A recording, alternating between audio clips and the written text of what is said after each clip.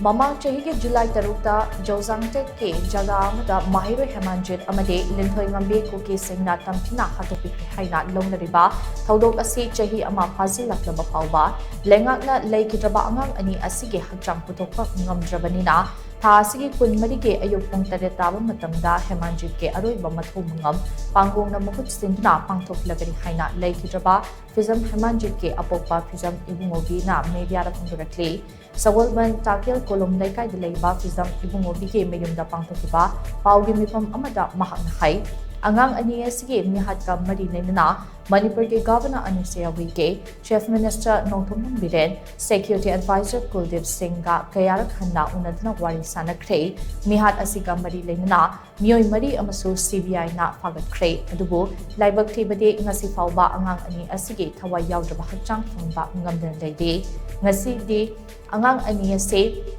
Laikidaba Chahi Ama, Fagadaba, Numit Kadani Kaktamak Naide, Maitegi Chatnabi Haiba Amaso, Lebanina, Tangai Fadana, Fizam Hemanjit ke Aroiba Matung Mangapase, Pangtok Naba Warep Lobane, Masida, Laibak Miyamna Ayaba Pibio, Angang Ania Sige Matanga, Hokiba Ihoda, Miyamna, Bibikiba support Kaidonunda Kauzaroi, Lakliba July Kun Marida Pangtokadoriba Fizam Hemanjit ke Aroiba Matomangam Asida, Miam so Sarukya Haina Mahana Makatana Fundoke.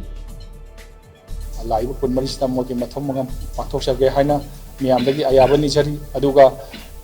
Loina, Isagi, Awa Tabam Tam the Leva Miamna, Procession Satan Kotna Tawum da Sarkagi Maiki Yana Kari. Gi haigadra khangge shok ki ban gi mayam adusu mapa amoina